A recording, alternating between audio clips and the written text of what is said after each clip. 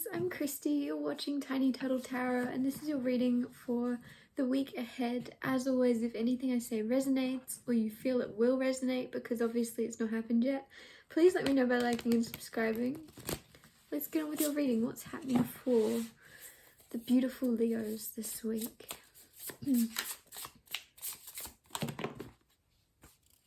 Four of Swords and the Queen of Cups. And the Sun. The Sun is the happiest card, which is very nice to have around. Four of Swords is healing. You're doing a lot of healing. You're doing a lot of inner work this week. Very tiring, because I'm just looking at sloth. Just, even though you're healing, you might be a bit tired of all the healing. With the Queen of Cups, there's something around a mother, or you mothering yourself a little bit more if you feel like you need to, there's a lot of happiness around, so it could be very much quite, I don't know, I'm getting the word liberating come through. There's some type of deep healing where you just feel not new, but you feel alive. As deep as and as intense as that sounds, it just feels like you're feeling again. Maybe you've not been in touch with your feelings for a little bit and now they're just hitting you a little bit harder, but it's positive feelings because you had the Sun. So when I say you're feeling again, you're feeling all the good stuff. You're feeling good things this week. What else is going on for Leo? Ooh, the Knight of Swords. Oh, sorry, the Nine of Swords, the Ten of Pentacles, and the Magician. So the Ten of Pentacles is the most pentacles you can have. So it's the most of something. I'm just going to say for you it's money, because I was about to ask about career and finance. So career-wise, financially, it's looking very good for you this week, Leo. It's looking like you're making as much as you can make with the circumstances you're in. You're getting all you can out of them. And with the Magician and the Nine of Swords, you might be a little bit afraid that you're not. You might be afraid that you're not using all your resources, that you're not manifesting the life you could, that you could create more for yourself. There's kind of like the energy here of telling you you are doing everything you possibly can with the knowledge you have and what you know of what to do with it. You know, yeah, I hope that made sense. With what you've got, you're doing what you can and creating what you can create. So don't fear that you're not doing enough. Don't fear that you're behind. Don't fear that there's more you should be, because it just feels like you are milking the situation for what you can. Milking the situation is not the best way to put that, but you know what I'm trying to say. What else is going on for Leo in this week? Queen of Wands, Queen of Swords, King of Cups. All very different energies, but that's good. Wheel of Fortune. King of Cups and the Queen of Swords. Very opposite. Because Queen of Swords is very like unemotional. She's very intelligent. She's very like mental based. If she was to talk to you, it would feel quite cold. It would feel quite shut off and analytical. Analytical? Is that the word? I don't know what I'm trying to say, but it feels very cold. King of Cups. Now, if King of Cups was to talk to you, it would feel the opposite of cold. It would feel very warm, very loving, very calm, very from the heart. The King of Cups would speak from the heart. Very much getting like an energy from that King of Cups of like a wise old man, of somebody that's lived and seen a lot. Whereas the Queen of Swords is kind of like more of, pardon me, Queen of Swords is more like intelligent and cold and sometimes a little bit mean. Then you have a Queen of Wands. Who are all these people, Leo? I'm gonna say in all of this, you're this Queen of Wands. Man or woman doesn't matter. You're very much in your passions. You're very much attractive. You're very much focusing on manifesting a life for yourself and manifesting your dream self. Queen of Wands is very, very attractive and magnetic. I feel like that's where you're focused. You could have someone around you that's a little bit sharp or snappy, And then with the King of Cups, there's someone else around you, man or woman, that's very, very loving and caring and kind and emotionally balanced as well. You wouldn't take a lot to knock this person, or to anger them or to upset them in any way. They'd be quite hard to upset. Basically, this is really strange. I usually, when I do readings, I'm just on a roll, on a roll, on a roll, and I talk and talk. I'm getting this weird flabbergasted energy here of who are all these people? I'm kind of sure that this is you, but I'm not even solidly sure.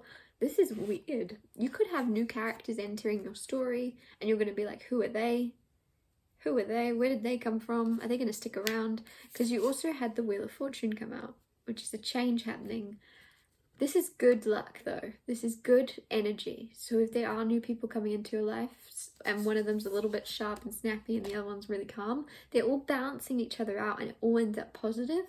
But it's gonna be a little bit of getting used to with that Wheel of Fortune. It's gonna be a little bit of a change and a little bit of stir up. It could be new colleagues. It could be new flatmates or something if you live with other people. It could be new people entering your family, like a sister-in-law or brother-in-law. You know what I'm trying to say. There's new characters entering your picture that it's gonna be uncomfortable for some reason. There's gonna be a little bit of like a growing phase, or like these people will grow on you. And sometimes that's the best relationships, are those ones that are like a little bit uncertain to begin with. You're not just, it's more of like things will progress and you'll be very close down the line. What else is going on? What else is happening this week apart from new characters entering your story? I'm also noticing that you did have the Queen of Cups come out earlier. I didn't even realize, and the King of Cups now. So you've got a divine counterpart. If there is a new character entering your story that you are very well suited to and you're single, this could very well be your counterpart. Four of Cups that you might reject or they might reject you.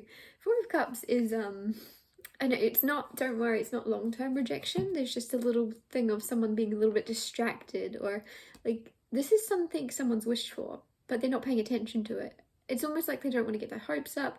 Maybe they've worn rose-colored glasses in the past because this person is like, nope, not even gonna look. It's not gonna be what I want it to be. There's no way they feel that way. There's no way they see me that way. So I'm not even gonna entertain that thought. I'm just gonna look the other way and pretend that's not going on. Meanwhile, what's going on is some of you, perfect pairing that one of you doesn't want to face. Could even be both of you mirroring each other. Both of you are looking the opposite direction, like, nope, that's not happening. That looks like it would happen, so there's no way it's real. I don't know, there's something that's happened in the past maybe. If you're in a relationship, there's just a feeling of ignoring each other, which again sounds very bad, but that's the Four of Cups. You could have a very good, very happy week in your love life if you're in a relationship, but you're not really paying attention to one another. You're too busy on focusing on your work or something, or your responsibilities. What else is happening for Leo? I'll get you one more card. The Hermit. Okay, so I did say at the start you had healing. The Hermit is a major arcana of healing, and it's about going inward and looking after yourself and diving into the depths of whatever it is that isn't in alignment. I feel like there's something where you are chasing down whatever it is you were avoiding in the past. It could be mentally, emotionally, something where when you quiet your mind or when you quiet the world around you, there's going to be something pop up that you don't like. Getting something with the Nine of Swords, you could be having nightmares, you could be having problems sleeping. There's something where you were avoiding a certain thought process or a certain thing because it hurt, and there's something where you're actually going to dive into it instead. You're going to think into it and feel into it and figure it out for yourself. It feels very independent. It feels like you're like, yep, I'm going to sort this out once and for all so that I can go to sleep, so that I can finally get a good night's rest. And I feel like you're going to sort it out, whatever it is. It could be, for some of you it's not so big. For some of you it is though, because this is intense energy. And once it's healed, you can let it go. It feels very, very freeing. I think I said that already. I think I said there's some type of liberation once you address something that's really niggling at you. You might be expecting, some of you are like expecting this to always be niggling at you, and so you're like, well, I might as well try and get rid of it and cut this out of my heart. Cut this out of my heart, that's intense, but there's something weighing on you, and you're going to try and get to the bottom of it, not expecting to be strong enough, and then you're going to do it. I don't know, you're expecting this not to be able to heal something, and then you do. Very strange. It's very good though. I like it. I'm gonna wrap your reading up here. Thank you so much for watching. If anything I said resonated or you feel it will, because obviously it's not happened yet, please let me know by liking and subscribing. And I'll see you next Tuesday for Tiny Soul Tarot Tuesdays.